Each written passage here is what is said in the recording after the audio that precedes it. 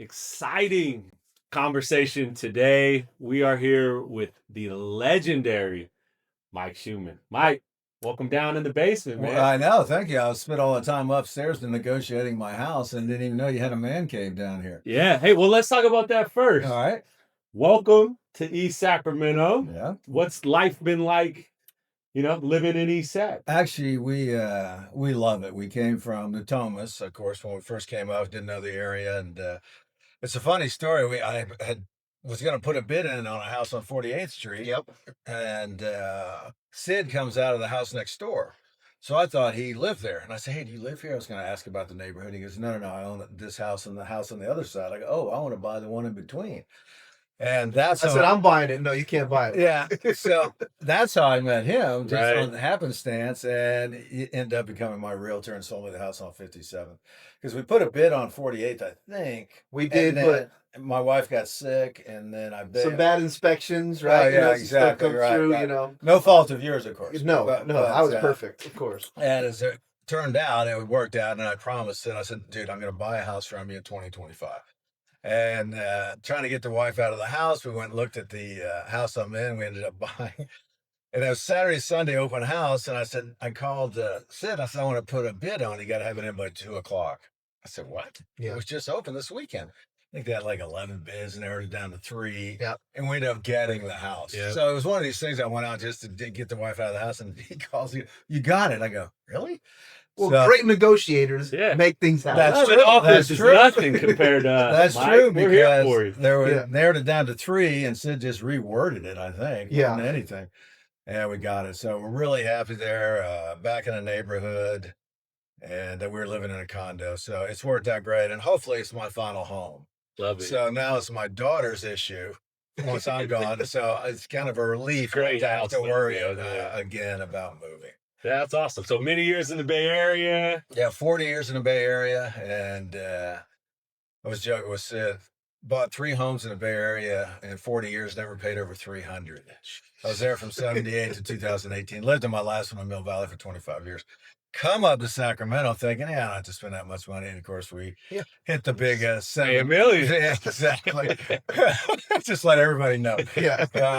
But it's like I said, I talked to several friends. Hey, you got life insurance? Nah, I got a California home. That's worth $1 million anyway. Yeah, So. no kidding. So anyway, we're very happy, and it's really worked out well. Well, I love it. Yeah, you told that funny story, and so Sid's calling me, and he's like, I just met this guy, and he played for the Niners. And so, of course, I'm like, awesome.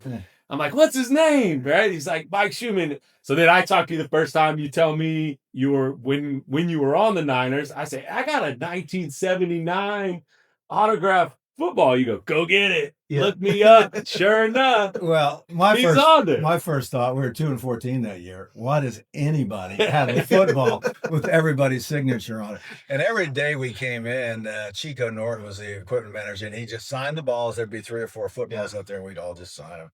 And after a while, your handwriting is just totally legible. So I took pride in my handwriting.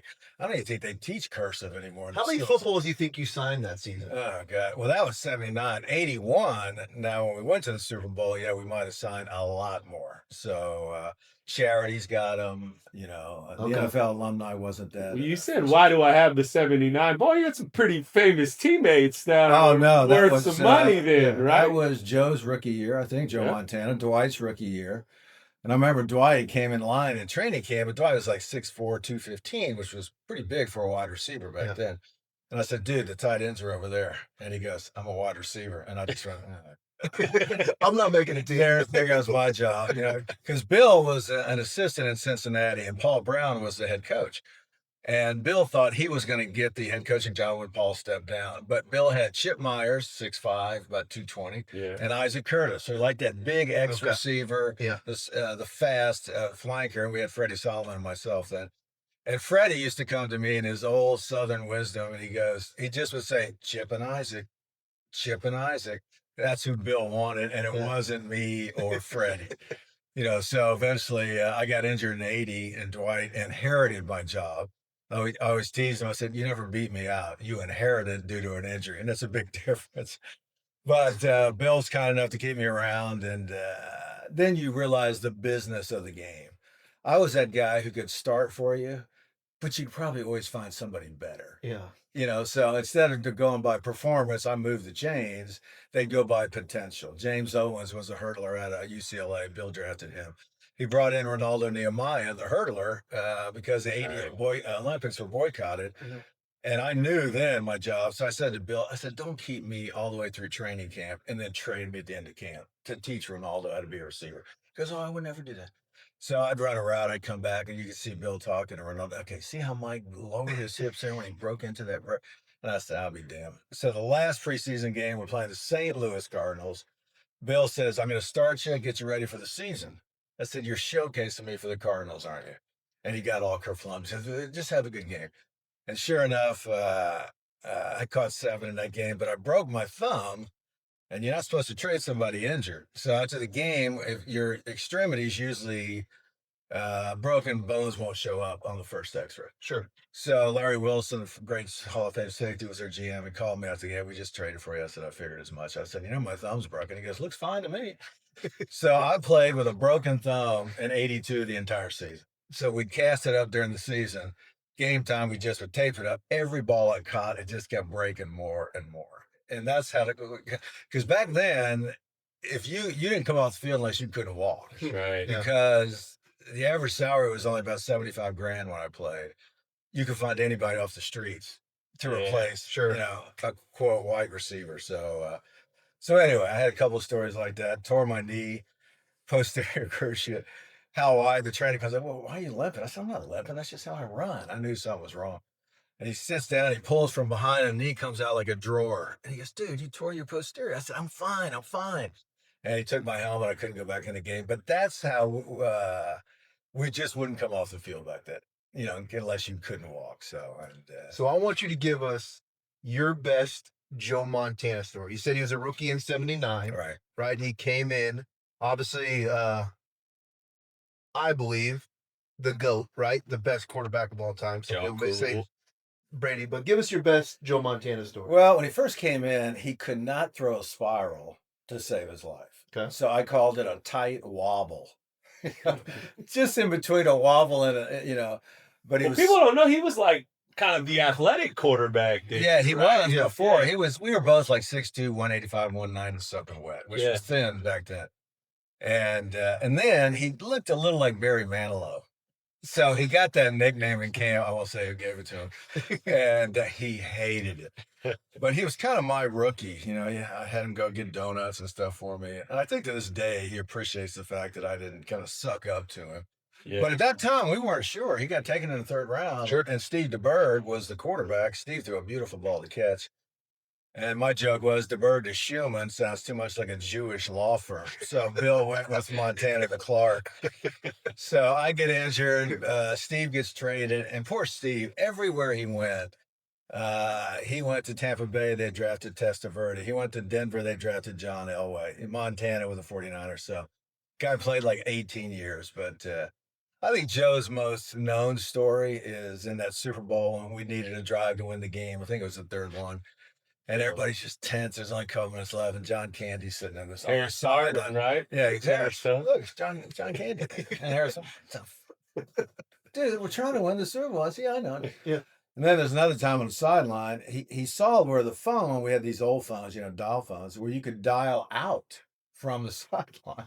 Oh, and he picked it up, and he got a dial tone, so he called Jennifer, his wife, at home. She wasn't at the game. We didn't have cell phones back then. Hey, what's I'm on the sideline. This phone, I found this phone and it works. And this my offense, Joe. And he's hung up and left. So he was kind of a practical joker and just really quiet and shy in the beginning. And like I said, in practice, we're like, yeah, this guy can't. He got in the game, and gamers and guys who are good practice players. All of a sudden, his ball was in tight spiral. He never threw it outside of this. As a wide receiver, you were never laid out like this with Joe. No moment too big. No moment too big. And he just was amazing under pressure. Yeah. And he was a great athlete, great basketball player. Okay. And, but he just was, Bill just loved him. Bill knew he got lucky. Bill got lucky like Kyle got lucky with Brock Purdy. Yeah. They drafted him. Yeah, he performed well under pressure, and I think he won the Cotton Bowl his senior year after he'd come back from being ill. So there was a lot of great stories about Joe, and almost too many. I can't. Well, I know on that 79 ball, you had some other famous teammates. I have OJ Simpson, Al Cowlings.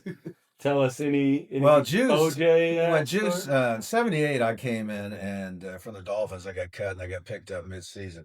So I started the rest of that year, and OJ had just come from Buffalo. They were paying him like $850,000, which was like $10 million today. Wow. We're all making 60. He's making $850 on one leg. His knee was gone. That's wild. But this guy could do stuff on one leg. Most guys couldn't do it too. It was amazing. And I thought to myself, because he was in Buffalo, back then there's maybe 1 or 2 NFL games on every week. That was it. You never really got to see him play, except for after USC. But he was just amazing. But he didn't know the playbook at all. So Johnny Manziel. Stephen called the play, red, right, 22Z, and OJ run a flat on 2. Red, white, 18 Oh, you bob. got the specific Red, right, 18 bob. That's a sweep to you, OJ, to the right. So that's what we had to do. He had the instincts to play the game, but at that point he couldn't. He knew he was done. And they brought him back to sell tickets. We were 2-14 in 78, probably the worst team in the history of the NFL. Every player was just out for themselves. There was no team spirit, nothing. Did you know right away when Bill Walsh came in that it was going to be different? So then the next year we were 2-14, but lost 8 games by maybe a total of 15 points. You could see it right away. He had that West Coast offense. Most teams hadn't seen it. I can remember running shallow cross. We went down the field horizontally instead of vertically. Right. Shallow crosses, Right. double reads on the ends. I can remember linebackers going, "Where'd he come from?" And try to grab you as he came by. So our first 2 or 3 years, that's probably why we won in 81. People just didn't know how to weren't ready.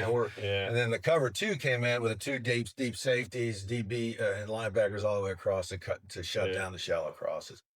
But that 81 season, the San Diego Chargers should have won the Super Bowl. Dan Fouts, Kellen Winslow, Wes Chandler, Charlie Jordan. I think they had Chuck Muncie at running back. And they had that double overtime in Miami where they carried Winslow off the field and then had to go up to Cincinnati and play a negative 58 degrees or something from San Diego. So every time I see Dan Fouts, he says, "Hey, how's my Super Bowl ring?" And I just saw Pete Shaw at a golf tournament out of Rancho Marietta, and he was talking about that year. And I said, "Oh my God, that's right. You guys should have won it." He goes, but that's the fate, luck of the draw. Bill got shunned by Cincinnati. And Paul Brown even tried to blackball him from the NFL. He was down coaching the Chargers, I think, for a little bit, and then got the Stanford job. So, and the 2 of the 3 Super Bowls Bill won, he beat the Bengals. Yeah, I know. And that's why that first one was almost fate. Yeah. Everything. We started the year 1-2. We signed Fred Dean, I think week 4 or 5. Okay. He turned the defense around, and all of a sudden we won like 10 straight.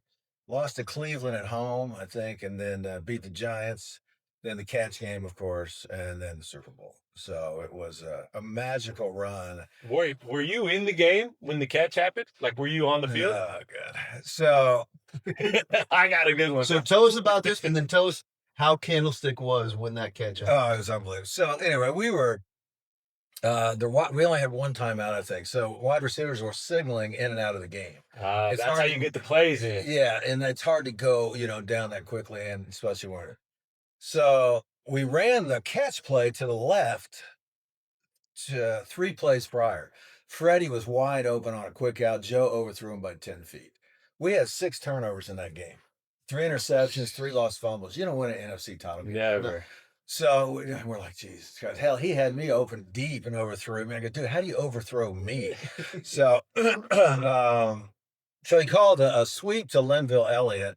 Bill did. He called 2 plays at a time. And then the catch play again on the right side. Dwight just ran in the game. He heard it and ran in the game. Huh. For you? Yes, for me. So Shooting, you were open. So I don't see a signal. I just ran. He goes, "I got it, Chewy." And I said, "Oh, okay." The catch happens. The most iconic play in the history of the NFL goes to Dwight Clark. So Dwight died of ALS about 5 or 6 years ago. I would go down to Capitola every Tuesday and have lunch with him because my daughter was at UC Santa Cruz. So something was bugging him one day, and he goes, Shuey, I got to tell you something. I go, what? He goes, and he told me the story. He says, Bill didn't tell me to go in. I just ran in the game. Because he was the one who's kind of practiced that play because of his height. Yeah, Sure. And it's designed for him almost. and I said, so what are you telling me, Dwight? The catch could have been me.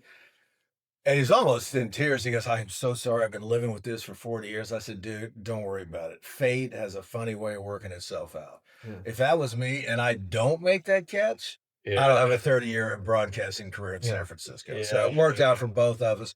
But you.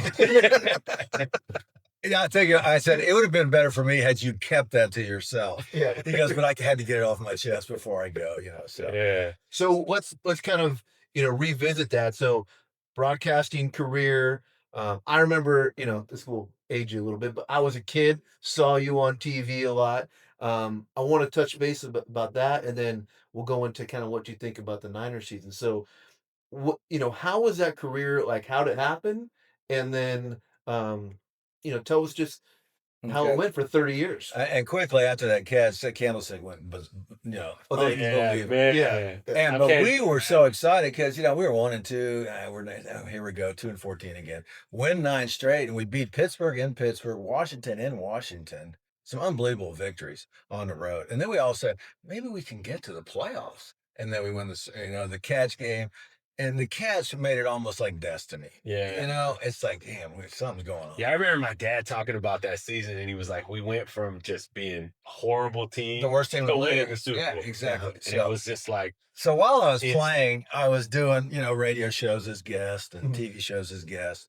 Gary Radich had me in one time when he was doing that sports wrap-up show, and I was a guest. And because I got a degree in broadcasting, so I told my old man I can do 2 things well: catch a football and talk trash, and I made a living of both. so as a result, and what happened was KFOG radio, which was rock and roll then, and Kevin the Rat was the sportscaster, and he won that job in a contest. The radio station put it on. M. Dung was the head guy, didn't know sports at all. He goes, Joe threw 3 interceptions. What a game. And, the GM goes, we got to get a sports guy here.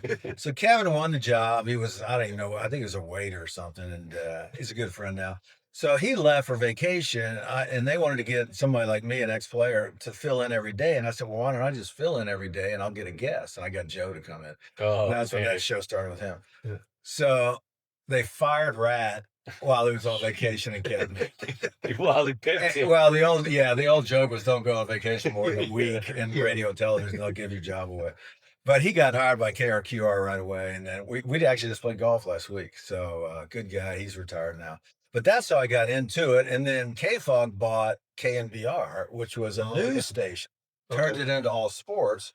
So now I'm jumping back and forth, 15 and 45 sports on KFOG and top and bottom of the hour on K. I was like a mouse and just running. So now I'm working 2 stations. I want to get paid. They didn't want to pay me, so I left and hooked up with KGO, started doing some weekend stuff. And then I was on their broadcast, pre and post game, sideline reporter. And then we were in the building with TV, which was upstairs. And general manager heard me do some bit. I can't remember what it was, but asked me if I wanted to do TV. And that's how it happened. I started. It seems like that would be like the best job ever. Well, back then, they didn't have really ESPN, NFL Network. So you usually stayed in the market you played and became a sportscaster then. So it was great for me. I played on 1 Super Bowl, covered 4 other ones, or 6 other ones. They lost 2. Wow. 3 World Series with the Giants, 4 NBA titles with the Warriors, all kind of in that same, and it was just an unbelievable run. And then I go into Bochy, Bruce Bochy, the Giants manager, first time in his office, and he goes, you don't remember me, do you? That voice of his. Yeah. I go, and he said, we were freshmen together at Florida State. Oh, and I went, what?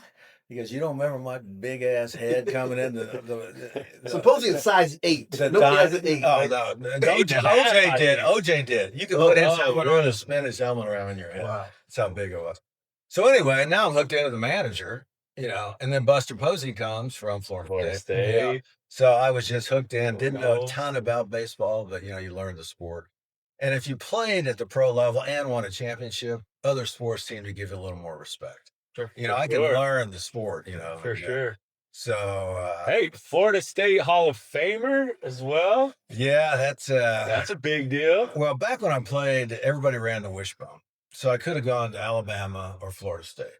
Okay. So I'm in Bear Bryant's office, and he's watching this TV up there. He's not even looking at me. He goes, "Why are you signing?" Richard Todd, the former Jets quarterback, showed me around. He said, "Oh, come here, man. We're going to throw the ball." I said, "Dude, you haven't thrown 8 passes in 3 years." And I just wanted to take another visit. So now I'm trapped in Bear Bryant's office. So he gets up. He goes, "Why aren't you signing, son?" I said, "Well, I promised to cut all the schools." He goes, "No, once you visit Alabama, there's no other school." And this deep drawl accent. So he gets up and his pant legs are clinging to him from static sting, both static cling. And I'm going, oh my God. You know, I figure he's 90 years old. He just doesn't know what's going on. I said, get me out of here, please. So somehow I talked my way out of there, didn't sign, got back to Tallahassee. I think it was my first plane ride on a Cessna. Damn thing was like this all the way to Alabama. And signed with Florida State right away. So, And you have some bad teams there at first. gosh, no, we were 0-11, 1-10, 3-8. And actually, I just got a call from a Tallahassee sports writer. In '74, Alabama was going to win the national champion that year. We had them 7-3 with a minute left. So we took an intentional safety, 7-5. 5, sure. Kickoff, they get a good return or punt off, a return, and then Ozzie Newsome was a freshman, makes a great catch. Guy kicks like a 50-yard field goal, which back then was nothing. They beat us 8-7. Wow. Had we won that game, I think it would have turned our program around. Sure. We lost and just went further because we had all kinds of talent. I think not. But you got Bobby Bowden. When He was that? came 76, which was my senior year. So You got to be part of that. Look at the legends, man. Bill Walsh, Walsh, Bowden? Bobby no, I did get lucky with a lot of coaches and mostly head coaches though. And That's awesome. so in that year, though, I got in a little trouble off campus, and Bobby's first major decision was decide whether I could continue to play or not. And he almost had to do it, let me go, because, he's a new head coach, and he's got to show all the fans that, hey, I'm not putting up with any of this crap. So I wasn't there in '76. They went 5-6, which would have been my senior year, my freshman class. Had I been there, it would have made a difference in a couple more games. He would have never had a losing season at Florida State. His first year was 5-6. And it's amazing. They had, I think, like 10 or 15 straight 10-win seasons, won 2 national championships. Oh, He was just an unbelievable coach. He turned just a horrible program around. And I owe him for a second chance. And I came back and asked for a second chance. He brought me back because I was the best player on the team, so he had to let go of his best player. Yeah. And imagine your NIL deal now, right? Which you could have negotiated. Well, that's ruined college football. Yeah. The portal and the NIL. My brother the other day calls me last week and he goes, guess what? Norvell, the coach at Florida State, 5 or 6 players out during practice asking each other how much NIL money they got. And an assistant heard it. Yeah, an assistant coach heard it, went to tell the head coach, into practice, ran wind sprints for like a half hour. Because if I ever hear this, but he 2 years ago went 13-0 through the portal. Yeah. So he did a great job, but then the quarterback got hurt. Yeah, fell apart last year. So you're never going to have that freshman class come in together and go through all the pain and growth. The kids are too impatient. They're all in 1-year deals. Well, they're all entitled now. Like, I was a star in high school. You got to wait your turn. Arch Manning's a great example. Yeah. He waited 2 years at Texas, didn't transfer. I like that about now him. And he's probably only going to play 1 year and come out. So it's ruined. They need to make like Nick Saban, the commissioner, distribute this NIL money equally. Because, if your quarterback's making $5 million, your offensive line's not making anything. Yeah, I'm letting my guy go and hit the quarterback. So. It's ruined the sport. It really has. Yeah. Let's transition to the current state of the Niners.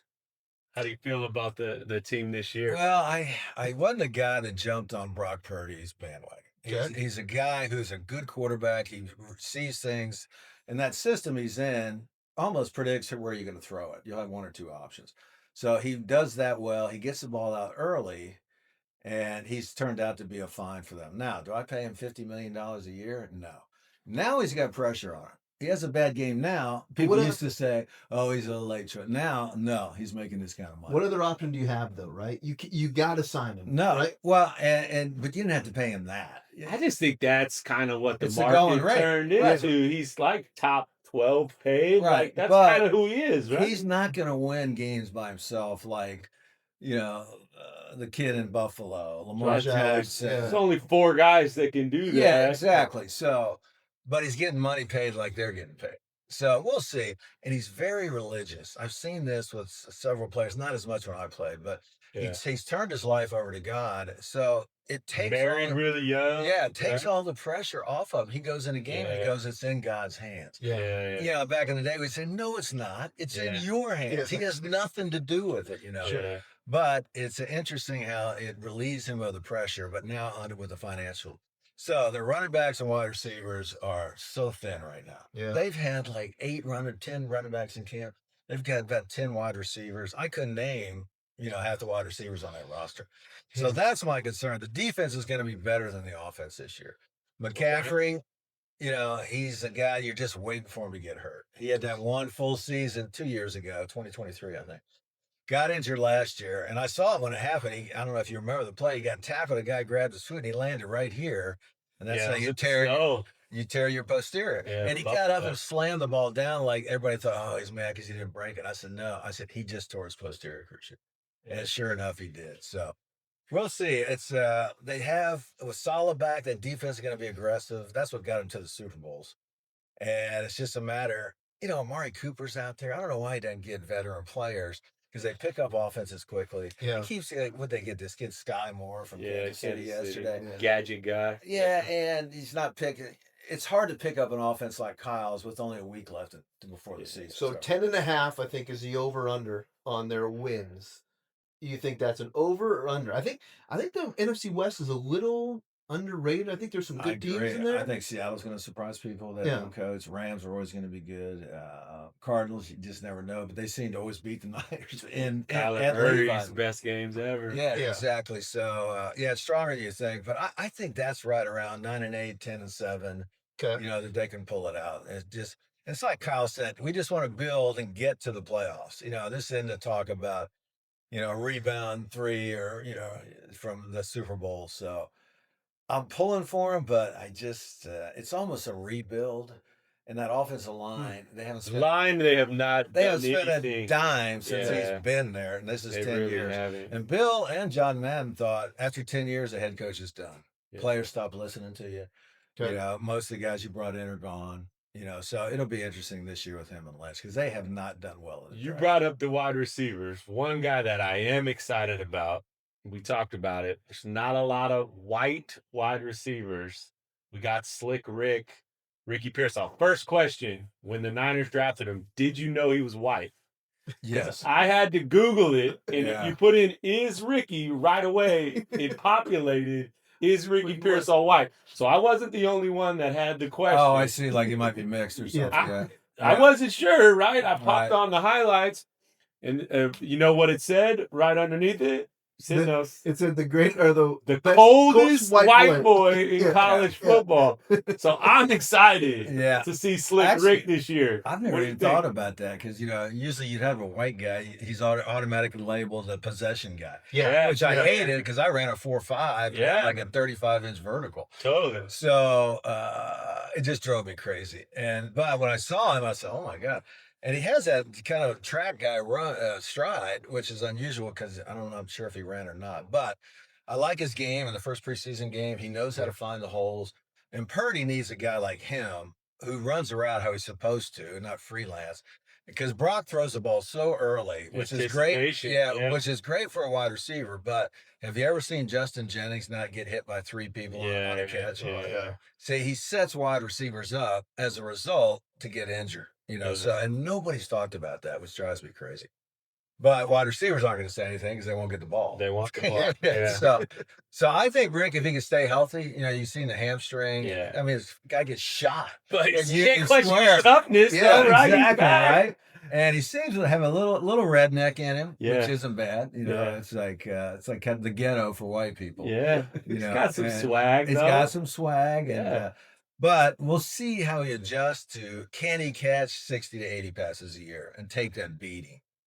So We're gonna find out this year. He's gonna get a lot of attempts. I think so, and I just love the combination, because a lot of guys like Brock, players like that, always had a quote possession guy like Ricky. Yeah. And Jennings was that. I'm not even sure Jennings now. What's going on with his calf? Yeah. In a calf in football, the next injury is your Achilles. Yeah. So And he wants to get paid. well, he just lost all his leverage for that. Yeah. So they'll either trade him or put him on the physically unable to perform to start the season and go with all these young players. And Cowing, the kid from Arizona State, Never played. has all this speed. He's always injured. Never Yeah. played. He got injured again in camp. He was doing pretty well. So those are the two concerns. Running back, CMC's got to stay healthy, McCaffrey, and then Pearsall's got to, have a great second year. So, Weak schedule though. So they you know what? I don't buy that. Every team in the NFL can play. That's true. Some don't. You don't know who's good or bad. Yeah. when the And schedule each comes game, out. who knows? You might have injuries, this, that. So Yeah. I never have fallen for that trap. So Okay, I want to talk a little bit about some golf. Okay, we got the Ryder Cup here in about 2 or 3 weeks, and this will probably be one of our last topics. I appreciate you coming in and going through all this stuff with us. But the Ryder Cup, Bethpage Black in New York. Okay, you mentioned it a little bit. Could be maybe the weakest 6 to start in a long time. We got the number one And player room. is Happy Gilmore eligible? yeah. Adam Sandler could be eligible for. Hey, he the can Ryder flip Cup. that team around. I'm just So, saying, if you're out there, Happy. I just got back from the UK, and they are thinking they're going to kick our ass in New York. They haven't won, I think, since what, Medina? The United States hadn't won, right? What I'm saying, Europe hasn't won in the United States. Oh, since Medina. yes, right. They're thinking that they're going to come into New York and take us out. What are your thoughts? Well, Bethpage is a real second shot golf course, if I recall, right? It's a long golf course. So it is a driver and a second shot. I saw the first. I go when they did it. You got Scheffler, Rory, Fleetwood. And I'm saying, well, Rory's on the European team. He's on the European team. So all of a sudden we got. I can't even remember. The top 3 were legitimate, and then the Harris English, man. Yeah, so you got Scheffler, right? You got JJ Spawn. You got looks like Harris English is going to be on the team. Yeah. McNeely, Bryson DeChambeau, right? Oh You got yeah, I like that. DeChambeau. DeChambeau, Right. So I mean, those are their big players, but who knows who is Keegan gonna actually put himself on the team and play? Well, Rory said they asked him about that. He said, "No, I think it's impossible to do." Yeah. And Keegan, he's got that fire. He's got, he's playing as well as he's playing. He's top 15 in the world, I think, right now. I think right now, I'm gonna make a prediction. I think he's gonna put himself on the team. And he's got Jim Furyk who can coach while he's playing. Yeah. So I think he's going to play too. But you always have Justin Thomas, Jordan Spieth. Jordan doesn't deserve to be on there. But you can go for your go-to guys. Morikawa, he's having caddy issues and hitting his head right now. So I think the key is going to be the next 6 picks that Keegan has for alternates. So, but Europe, Rory, Fleetwood, they're always tough. And but I'll give the United States the advantage because they're at Bethpage. Yeah, so I agree. I hope so. Scotty Scheffler does not lose. So well, it's become like Tiger. Like who cares? It's Scotty versus who this week? I told my brother. Versus the field. I said I can't watch the PGA anymore because it's really just Scheffler. Yeah. Like McIntyre had a 4-stroke lead on him last week, and I turn it on. I see the chip in from 17. I go, "Are you kidding me? Did he come back and win that?" It's just one of those things right now. He's just on fire. And with that swing, not the classic swing to dominate like he does. He never gets in trouble. Well, I think by he's so consistent. His footwork maybe takes the pressure off his lower back. Yeah. Like when Tiger was swinging so his knee hard. probably too. Exactly. So I thought maybe that's going, but as I thought about it, I said, maybe that footwork's taking the pressure off of his body. So he's amazing. He doesn't need the attention. You're not going to find him going out, sleeping with 18 different women, like Tiger. And so he's 18's that's a low number. For that was per city. That's a full golf course. Yeah. So he's just great for the game, Scotty. And I just couldn't pull for him at first, but man, it's just amazing. He's just so consistent, And I guess if you're with him in the final group on Sunday, it's like you're in with you. Yeah. You don't have a chance. Yeah.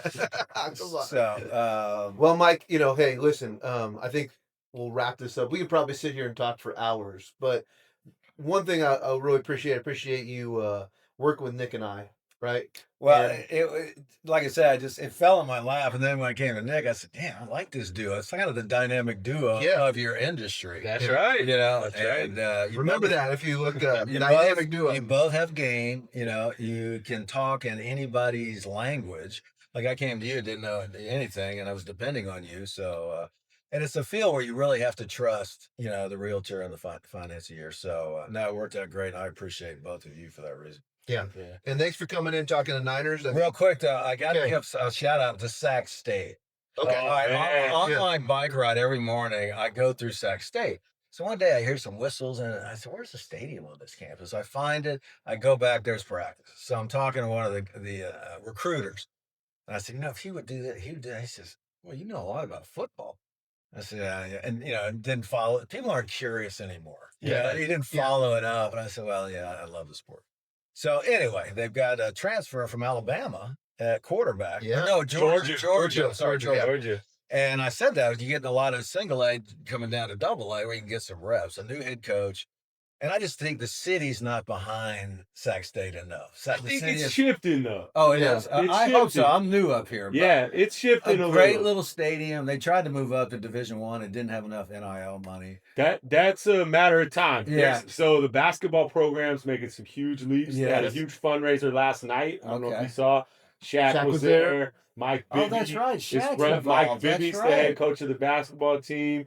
So I think the city needs to get behind that I love it. school in Yeah, every I love sport. it. We're Pac-12 bound here. Yeah, Coming. exactly. That's We're what I coming. think. So Yeah. anyway, it was just fun to see it.